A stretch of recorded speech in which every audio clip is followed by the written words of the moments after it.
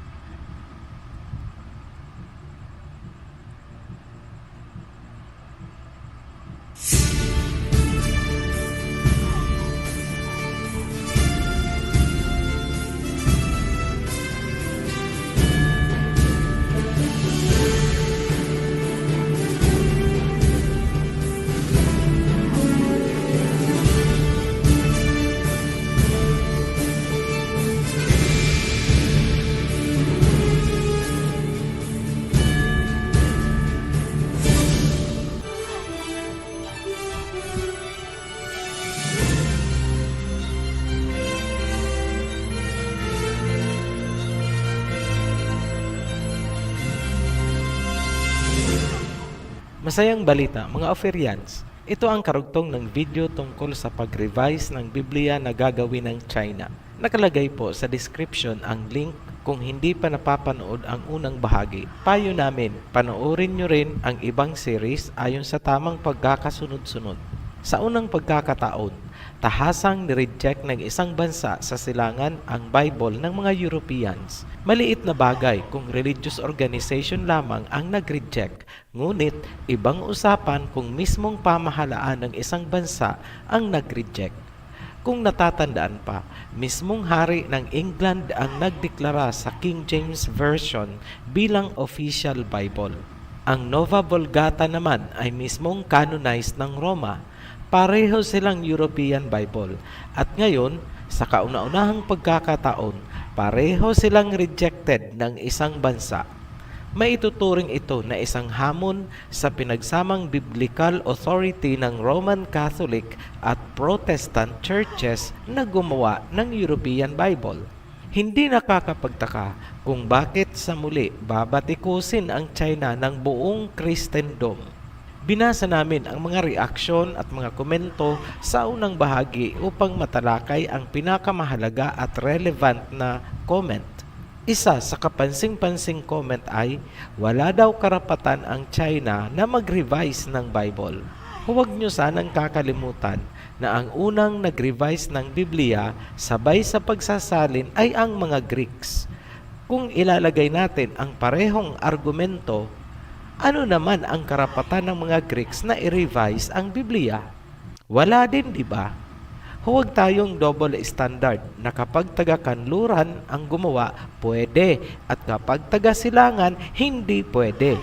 Kung hindi pinakialaman ng mga Greeks at Romans ang Biblia at hindi nila sinakop ang Israel ni Jacob, malaya sanang kumalat sa buong mundo ang Biblia na hindi kailangan ang pagbubuwis ng buhay.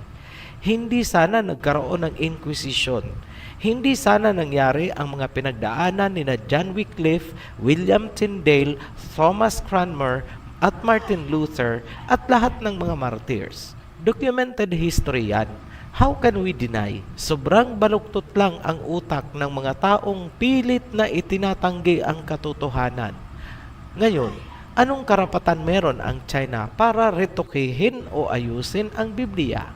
Tandaan natin, ang Biblia ay literatura ng mga Hebreo. Ang mga Hebrew ay mga Shemites o Semitic. Ang China ay Hebrew roots, kung kaya sila ay mga Shemites o Semitic din. Hindi nyo pa rin ba napapansin na ang China ang tumutulong sa mga lahi ng Jacob Israel sa Africa? May karapatan sila? Yes, common sense. Ngayon, Tingnan naman natin ang mga Europeans. Shemites ba sila? Hindi. Hebro ba sila? Hindi.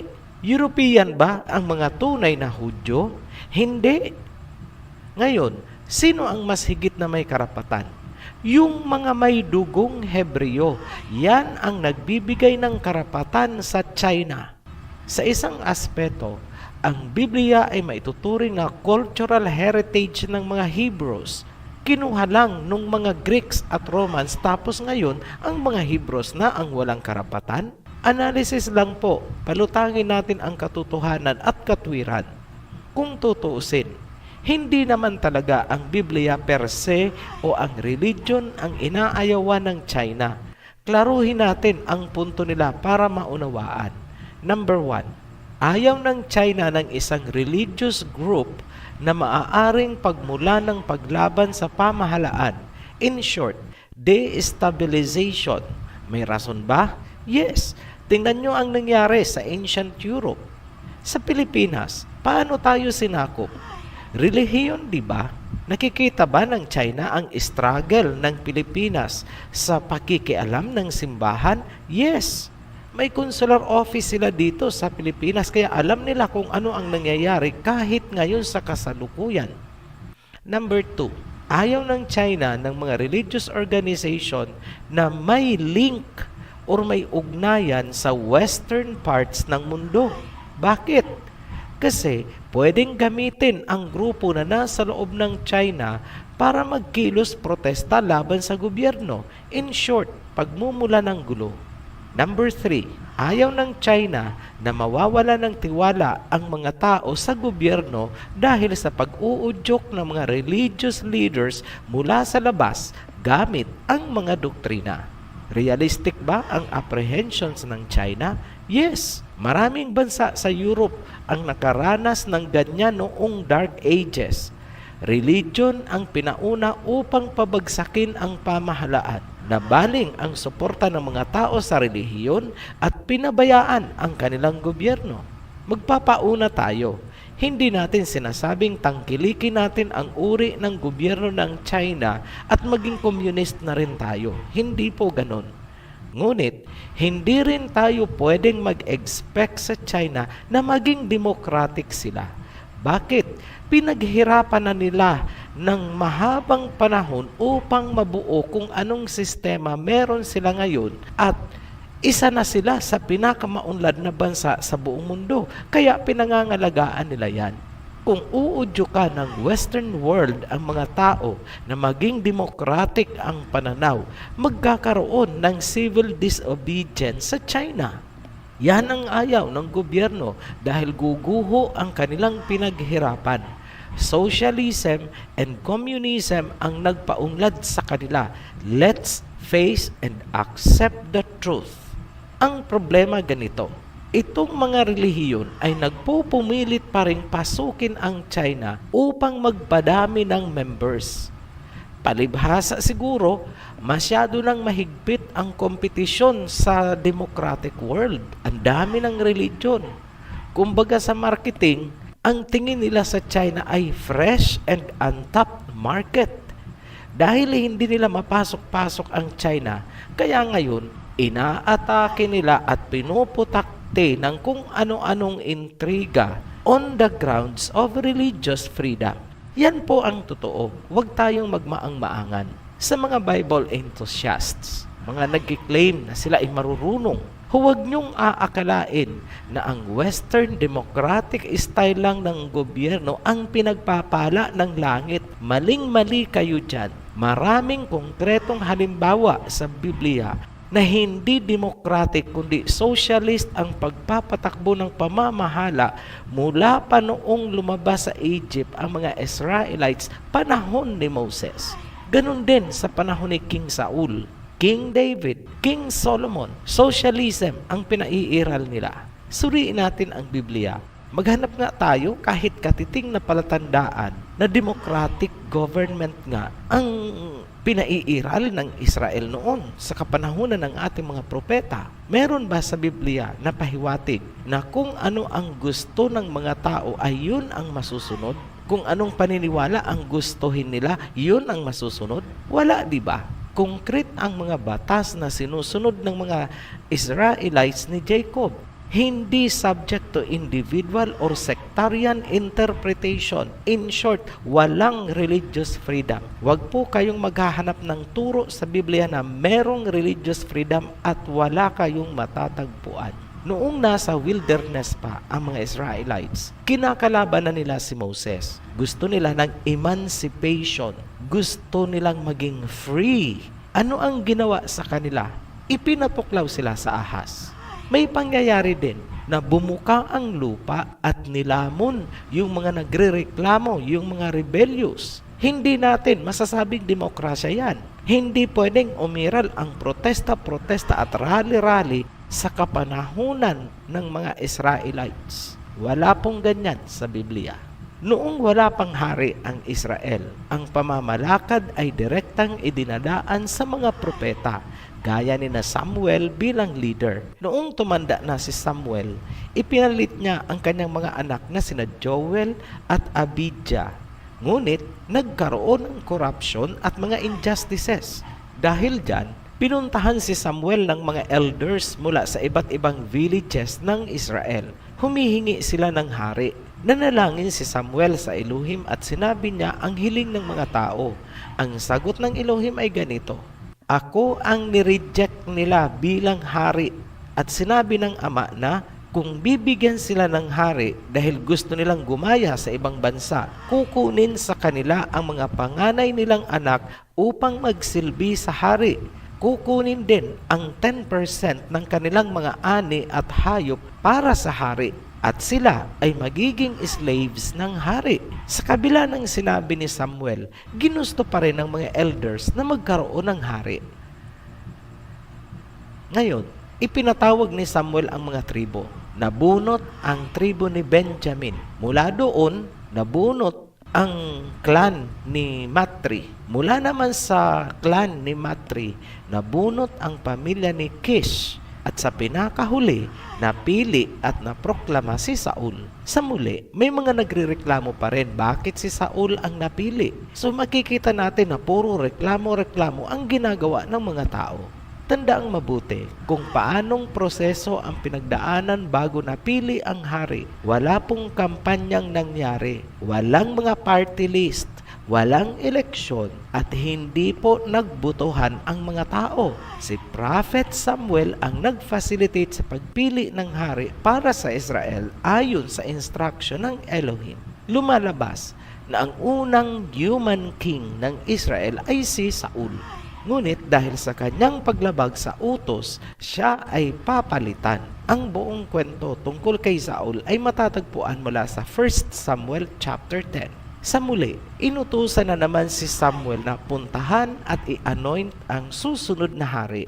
Pansinin na iba ang proseso ngayon. Inutusan ng ama si Samuel na lagyan ng anointing oil ang kanyang horn at pumunta sa pamilya ni Jesse sa Bethlehem. Isa sa mga anak ni Jesse ang hihirangin bilang pangalawang hari. Ngayon, isa-isang pinadaan sa harap ni Samuel ang mga anak ni Jesse. Ngunit wala sa kanila ang gusto ng Elohim. Kaya tinanong ni Samuel si Jesse, ito na ba lahat ang mga anak mo? Wala sa kanila ang gusto ng Elohim. Kaya sabi ni Jesse, meron pang isa, yung bunso, na nagpapastol ng mga tupa nasa ilang. Dagling iniutos ni Samuel na tawagin ito. Noong dumating si David, sinabi ng Elohim kay Samuel, ito yon, i-anoint mo bilang papalit kay Saul. At sa oras din yon, iniwan si Saul ng spirit ng Elohim at lumipat kay David. Kahit anointed na si David, hindi agad-agad nakaupo o nailuklok sa trono. Marami pang pinagdaanan dahil nasa pwesto pa si Saul. Kumbaga, ayaw niya pang bumaba. Sa panahong yun, hinahamon ng Philistine sa digmaan ang Israel. Pambato nila si Goliath na sinasabing higante. Pero, gaya ng ipinaliwanag natin noon, ang higante ay isang maling translation ng mga Greeks. Si Goliath ay anak ng Nephilim. Si Goliath ay isang Nephilim human hybrid. Tinanggap ni David ang hamon ni Goliath. Kahit si Haring Saul ay hindi siya naawat. Sa puntong ito, alam nyo na kung paanong napatay ni David si Goliath gamit ang sling na binabalahan ng bato. Naging popular itong si David, bagay na hindi nagustuhan ng hari. Kumbaga, nasapawan kasi siya at ninais niyang mapatay itong si David. Ngayon, umalis muna si David sa kampo ng Israel. Kumbaga, nag-ingat siya na huwag siyang mapatay ni Saul. Until such time, lumipas ang panahon, napatay si Saul at ang iba niyang anak sa isang digmaan. Pumalit kay Saul ang isa niyang anak, si Ishbosheth. Dahil dyan, nahati ang Israel. May pumanig sa kampo ni Ishbosheth, ngunit ang tribo ni Judah ay nanatiling loyal kay David. Nagkaroon pa ng paglalaban ang dalawang grupo. Kung sa ngayon, parang nagkaroon pa sila ng tawagin nating civil war, parang ganun. Sila mismo sa loob, naglalabanan kung sino ang uupo sa trono. Nanaig ang kampo ni King David. Ngunit, minsan ding nanganib ang kanyang paghahari sa paglipas ng panahon. Meron na rin kasi noong yung kodita-kodita. Sa sitwasyon ni King David, sarili niyang anak ang naghahamon. Yung long-haired niyang anak na si Absalom. Ngunit at the end, to cut the story short, napatay itong si Absalom. Pero hindi dahil iniutos ni King David. Yung may gawa ay yung mga tauhan na lang ni King David. Yun ang may mga pakana. Walang alam si King David. Siyempre hindi ipapapatay ng ama ang kanyang anak. Noong matanda na si King David, iniluklok si King Solomon. Kung naaalala nyo pa, na-anoint itong si King Solomon sa Gihon Spring. Ngayon, itong Gihon Spring ay na-discuss na po natin ito sa Rivers of Genesis. Ito po ay isang maliit na bahagi lamang ng malaking Gihon water system. Balikan nyo na lang po yan kung nakalimutan nyo na. May isang napaka-importante na dapat pansinin. Sa usapang pananampalataya, ang may kapangyarihan sa biblical time ay ang hari. Hindi po kagaya sa mga democratic governments ngayon na hands-off o walang karapatan ang hari o ang presidente kung ang pag-uusapan ay belief system ng bansa. Dahil sa katotohanan yan na nakasaad mismo sa Biblia, walang magagawa itong mga relihiyong ipinaglalaban ang demokrasi o mga religious freedom na yan. Dahil taliwas po yan sa konkretong halimbawa na ibinigay ng Biblia. Yung structure of government, ibang-iba po kung ihahambing ninyo dyan sa democratic form of government. Huwag nyo pong babaluktutin ang sinasabi namin. Wala kaming sinasabi na ang democratic form of government ay masama at ang mabuti ay ang socialist. Ito ay isang pagtatalakay at ito ay isang analysis. Ngayon, paano natin nasabi na ang hari ay may kapangyarihan sa usaping pananampalataya ng isang bansa kung Biblia ang pag-uusapan? Ganito po yun. Sino ang nagpatayo ng Temple of Israel? Hindi ba't si King Solomon? May hiwalay bang relihiyon na nagpatayo nito? Wala. Nagtayo ba ng kanilang templo at mga sekta ang mga Israelites? Hindi. Ministerial and ceremonial functions lamang ang kapangyarihan ng mga pari sa templo. Yung pinaka-administrative at executive control ay nasa hari. Democratic ba yan? Hindi. Huwag po nating guluhin ng kung ano-anong yapi-yapi doctrines ang mga konkretong halimbawa na ibinigay ng Biblia.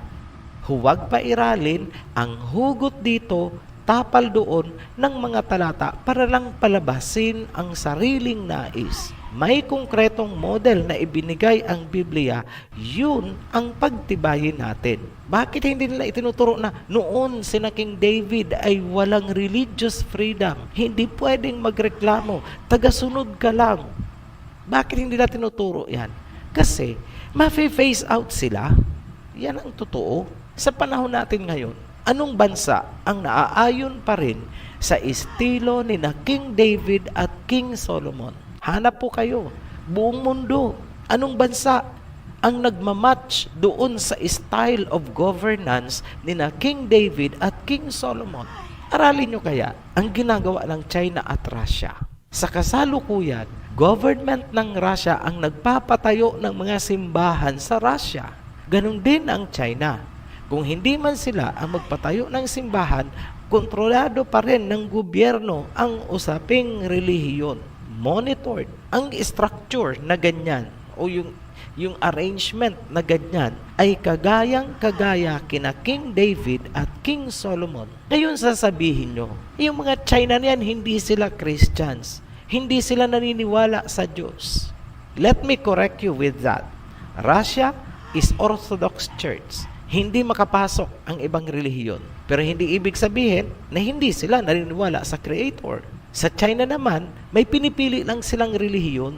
Kaya itong mga nare-reject, ngawa ng ngawa, punta sila ng punta sa media, kung ano-anong propaganda, kung ano-anong pambabatikos ang ginagawa laban sa China. Tingnan nyo ang mga international media.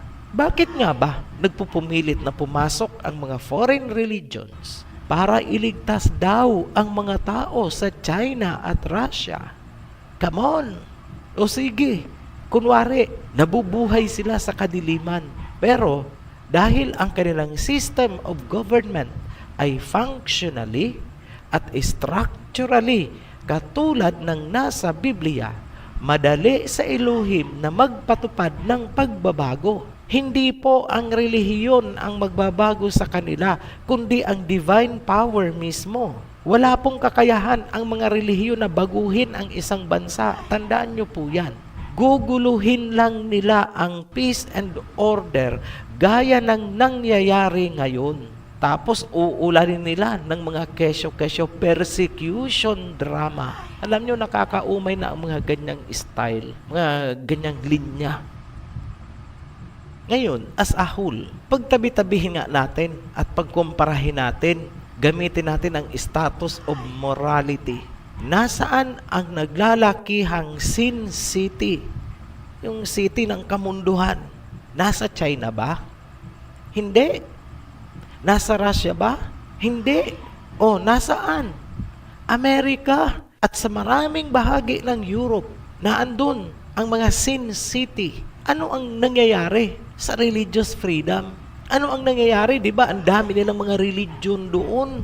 Kasi may religious freedoms doon at may democracy. O bakit nagkaganyan ang mga city nila? Bakit naandun sa kanila ang Sin City? Di ba kayo nag-iisip? Ngayon, itong masasabi natin. Bakit hindi nila unahing linisin ang sarili nilang bakuran bago nila pakialaman itong nananahimik sa China? Nag-iisip po ba kayo? Balikan natin ang panahon ni Jonah. Sa mga hindi alam ang kwento tungkol kay Jonah, ito yung prophet na nilunok ng malaking isda dahil ayaw niyang pumunta sa Nineveh. Ganito nagsimula ang niyan, yung kwento niyan. Inutusan itong si Jonah ng Elohim na pumunta ka sa Nineveh. Mag-preach ka doon. Dahil pagka hindi, sisirain ko ang city nila o parang pababagsakin ko ang city nila. Ngayon, itong si Jonah ay natakot pumunta sa Nineveh. So, ang ginawa niya, sumakay siya papuntang Tarshish. O, pagdating sa laot ng dagat, yun, nagkaroon ng malakas na bagyo. At lumabas na itong si Jonah ang dahilan bakit nagkakaganon. So, sabi ni Jonah doon sa mga crew ng barko, ihulog niyo ako sa dagat, matitigil ang bagyo. So, ganun nga ang ginawa sa kanya. Inihulog siya sa dagat.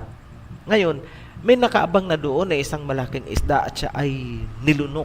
Take note ha, wala pong sinabi sa Biblia kung anong isda yun. Kung balye naman yun, kung yun ba ay pating. Wala pong sinabi, basta sinabing malaking isda. Ngayon, ano ang nangyari kay Jonah matapos siyang lunukin ng isda?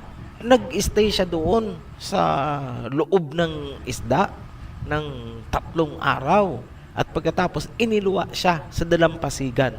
Malapit na sa Nineveh o kung lugar na yan ng Nineveh. Basta andun na siya. Malapit siya doon, iniluwa nung isda. Kaya itong si Jonah ay nag-preach na sa Nineveh. Noong nakarating sa hari ang mensahe ng Elohim sa pamamagitan ni Jonah, agad naglabas ng kautusan ang hari na mag-fasting ang buong city, magsuot ng sackcloth, maglagay ng ash sa katawan o sa ulo at mag-repent, humingi ng tawad.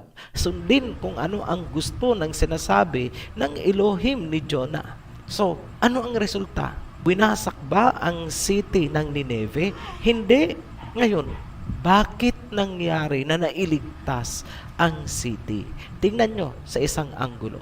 Kasi po, noong sinabi ng hari na mag-fasting kayo, mag-repent kayo, magsuot kayo ng sackcloth, humingi kayo ng tawad, sundin kung ano ang sinasabi ng Elohim ni Jonah, sumunod ang buong kaharian, batas ang salita ng hari sa usaping pananampalataya. Walang nagrally at nagsisigaw ng religious freedom sa kalsada. Dali-daling nagsunuran ang mga tao. So, at the end, hindi na parusahan ang buong city ng Nineveh.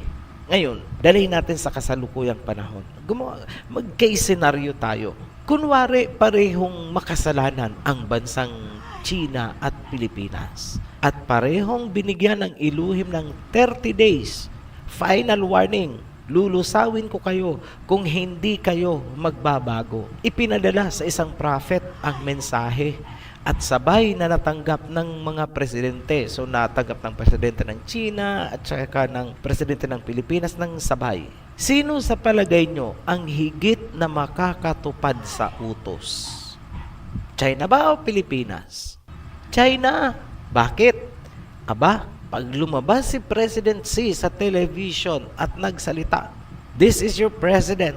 Ito ang utos ko. Mag-fasting tayo, magsuot tayo ng sackcloth at sambahin ang tunay na Elohim." Susunod ba ang bansa? Susunod ba yung mga tao? Yes, walang pwedeng pumalag. Sa Pilipinas, ano kaya ang senaryo? Aba, sa sobrang dunong ng mga Pilipino, ayun, may lumipad na papuntang ICC. Magfa-file na ng complaint sa Rome Statute. May nag-organize na ng rally doon sa EDSA. May naghain na ng impeachment case laban sa presidente sa Congress. Unconstitutional, human rights, religious freedom, diktadoria. Ngayon, alam nyo na kung ano ang mangyayari sa Pilipinas. Yan ang kaibahan ng Russia at China kung ikukumpara sa atin and the rest of the democratic world. Nakahanda ang China at Russia na tumanggap ng drastic directives o instructions mula mismo sa King of Kings. Ngayon, alam nyo na kung bakit sila ang lumilitaw na instrumento upang maging witness sa mundo. Sa patuloy na paggulong ng ating pagsasaliksik, napag-alaman natin na itong dalawang bansa ang hindi nagpasakop sa government system ng Mystery Babylon. Kaya huwag po nating huhusgahan agad ang dalawang bansa na yan just because taliwas ang kanilang pananampalataya sa doktrina ng mga religions. Naka-standby mode sila at nakahandang ipatupad ang anumang utos mula sa taas. Miracles can easily work sa isang obedient population. Tandaan nyo po yan. Nakaprogram kasi ang collective consciousness ng mga tao na sumunod anytime kung ano ang instruction na manggagaling sa taas. Ang layo natin sa kanila. Ang consciousness natin ay naiprogram to reject, complain, resist. Dahil hindi yan ang naaayon sa freedom. Yan ang kaibahan natin. Naluto kasi tayong mga Pilipino sa self-governance from the people, by the people, and for the people. Bumalik kaya tayo sa Genesis. Hanapin nyo doon kung kanino yan galing. Kay Cain, the rebellious Cain. Yan din ang dahilan bakit bumagsak si Adam and Eve. Gusto nila ng self-governance. Yan ang totoo. Saan galing ang essence of democracy and freedom na mag-create ng kung ano-anong relihiyon? Sige nga po. Sa Greeks, saan ba galing ang serpent worship? Sa Greeks, saan galing ang doktrina na naipasok sa Biblia kung saan naging serpent ang itinaas ni Moses? Yun ang symbol of salvation. Saan galing yan? sa Greeks. Sino pala ang nagtuloy ng Babylonian system mula kay Cain? Greeks. Sino ang unang nag-translate ng Bible mula sa Aramaic Hebrew? Greeks. And finally, saan ba ang naging cradle of Western civilization? Greeks. Yan ang mystery ng Babylon. Maliwanag, mula sa form of government, ideology, philosophy at doctrines ay Babylonian. Naipasok nila yan sa Biblia, naipasok sa mga bansa, ngunit pumalag si China at si Russia. Ayaw namin. Sana magkalinawan tayo. Ngayon, merong sinasabi sa Revelation 17. Ipinakita kay John Revelator ang isang babaeng patutot kung saan nagkasala ang mga hari at mga bansa. Sa forehead ng patutot, nakasulat ang Mystery Babylon, Mother of Harlots. Pagdating mo naman sa Revelation 18:4, ganito ang nasusulat. And I heard another voice from heaven saying, Come out of her, my people, lest you share in her sins, and lest you receive of her plagues. Sinasabi ng verse na umalis kayo sa sistema, lumabas kayo, huwag niyong tangkilikin para hindi kayo madamay sa kanyang mga kasalanan at parusa. Ngayon, kung magmumuni-muni tayo, tinangkilik ng buong mundo ang Western culture, philosophy, and religion. In short, yung Babylonian system yan. Ngunit, taliwas naman ang ginawa ng Russia at China. Nagsara sila ng pintuan at mga bintana nila. Ang tingin nila para itong pollution. Hindi kayo pwedeng pumasok sa amin. Ayaw namin sa inyo. Yan ang Russia at China kung titingnan mo mula sa biblical na aspeto.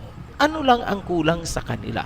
Ang pangalan lang ng Elohim. Ngunit, madali na yan sa Elohim kung paano niya ipapakilala ang kanyang sarili sa dalawang bansa at madali ding maipakilala ng mga pinuno nitong bansa sa kanilang mga tao. At dahil ang mga tao nila ay trained and programmed na maging masunurin, mabilis ang implementation down to the grassroots. So ano ang ini-expect niyong makikita? Parang Nineveh sa panahon ni Jonah. That is how the divine power will work. Mauulit ang Nineveh phenomenon. Balikan natin itong topic. Itong pagpaparevise ng China sa Biblia ay isang paunang palatandaan na unti-unti na nilang tinititigan. Ano ba itong Biblia na to? Unti-unti na nilang madidiscover ngayon ang totoong sila bilang mga Shemite at Hebrew. Malalaman na nila na ang kanilang mga ginagawang pagtulong sa lahi ni Jacob sa Africa ay naitakda pala sa Biblia na hindi nila alam. Ngayon pa lang sila nagsisimula, pinapareview nila. In short, unti-unti nang makikilala ng China mula sa biblical perspective kung ano ang relasyon nila sa mga Africans at sa mga Pilipino. At yan ang nakikita natin sa mga pangyayari na gumugulo ngayon. Lahat ay umaayon sa propesiya. Sa puntong magising ang China, doon matutupad ang sinasabi sa Biblia na may anghel na lulutang mula sa silangan. Dala ng anghel ang seal of the living Elohim.